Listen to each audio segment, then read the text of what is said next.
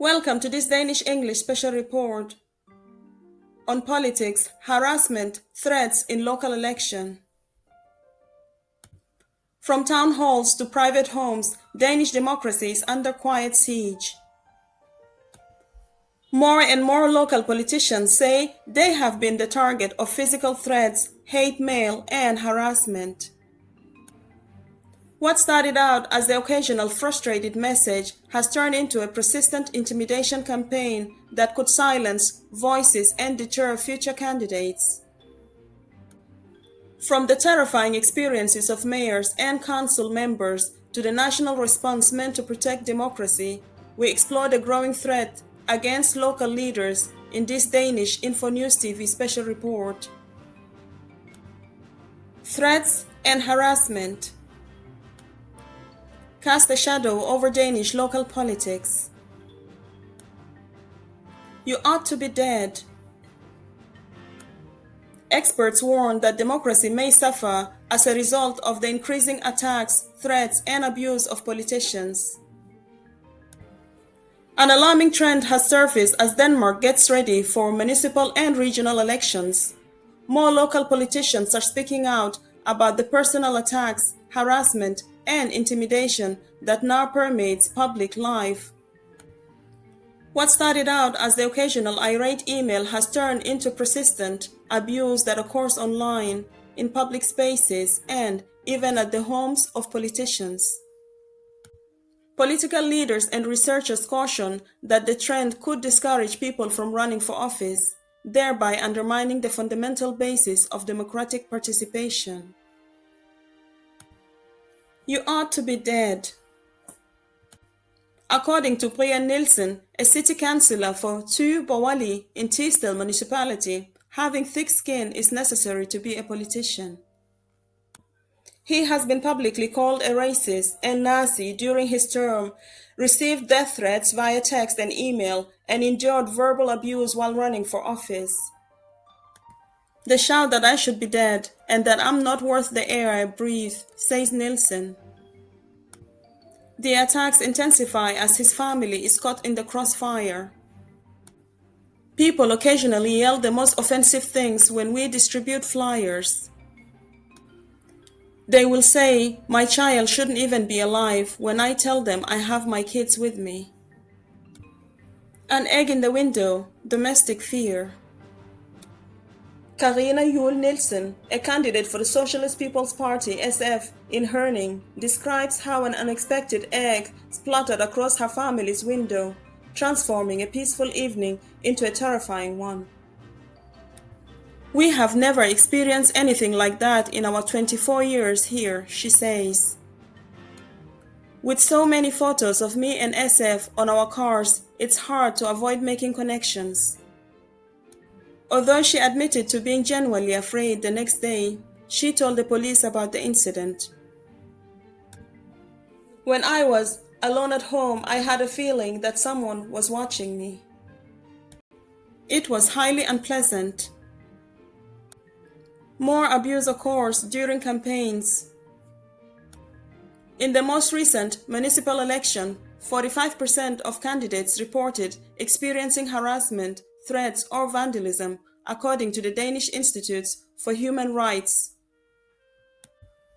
Aarhus University for Local Government, Denmark, KL, found that half of all municipal politicians had similar experiences in a different study from 2023. A recent survey conducted in KL found that 38 out of 58 mayors reported having been the victim of violence, vandalism, harassment, or threats. According to Brian Nielsen, it blows up in the run-up to an election. Until November 18th, this is going to be completely insane. This pattern is well established according to Karina Krosja Pedersen, an associate professor of political science at the University of Copenhagen. During election campaigns, it is considerably more intense. Harassment of candidates increases dramatically as soon as they become public, whether through debates, posters, or social media. The chain of the mayor is dangerous. the risks become all too real for others. Greve Municipality Mayor Pernille Beckmann, Venstre, has experienced multiple home invasions. In February of 2024, stones broke through the window of her bedroom. Before, someone had thrown a bottle of flammable liquid at her house. I've had a really hard time, says Beckmann. I need to protect my family, so I still do. My children live at home, so how do you act as a mother when the outside world is putting you in danger? The health and care mayor of Copenhagen, Sissy Marie Willing SF, now lives at a secret address and carries a personal panic alarm. She recalls the same man who later tried to attack her at a political event and threatened to kill, rape, and harass her all the time. A survey conducted in Coel revealed that most mayors refer to these encounters as frightening or very frightening. 32 respondents said the situation has gotten worse recently, while only 3 said it has improved. It's concerning that harassment is now essentially expected by mayors, according to Professor Rasmus Thue Pedersen of the National Research and Analysis Center for Welfare (VIVE). But regrettably, I'm not shocked. Narratives, untruth, and attacks on individual lives. In September of 2024, Mayor Beckmann was harassed again when someone texted the wife of her colleague Claus Jensen claiming the two politicians were having an affair. Beckmann openly discussed the incident on LinkedIn. In politics or anywhere else, harassment, rumors, and attempts to destroy my or anyone else's private life have no place.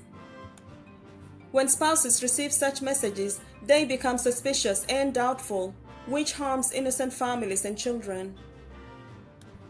Jensen, a father of 4, said the messages had a significant effect on his family. My wife and kids did not choose to follow a career in politics, but I did.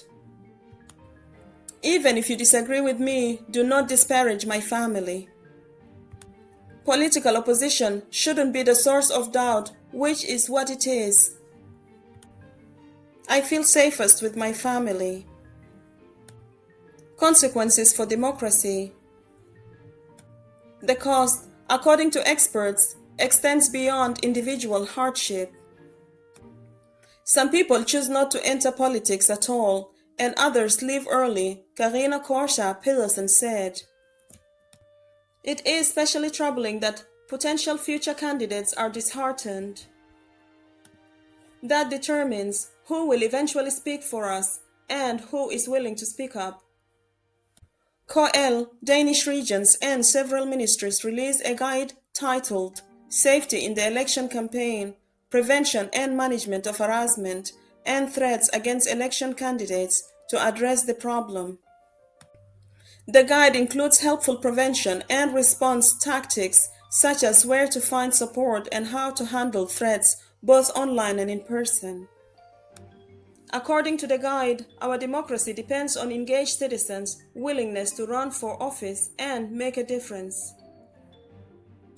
We must ensure that candidates can safely conduct their campaigns. This can never be tolerated. Jakob Bonsgaard, the mayor of Aarhus and the deputy chairman of KL, highlights the use of violence, harassment, or threats is not permitted under democratic norms. That is absolutely unacceptable. Most politicians promise to stick with it in spite of the intimidation. They have won if you give up, says Brian Nielsen, because their intention is to remove us from politics. Restoring respect is the solution, according to Karina Juhl Nielsen. Even when we disagree, we must treat one another with respect and take care of our community. That is what politics is all about. However, we still need to treat one another with decency.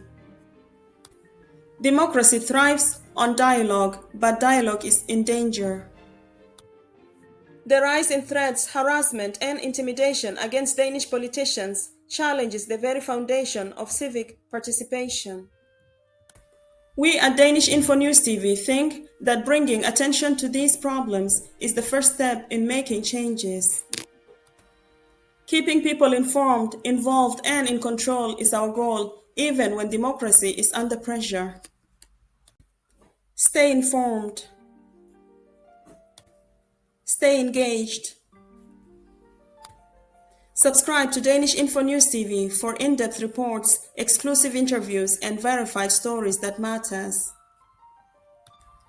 Join our community and help keep democracy strong.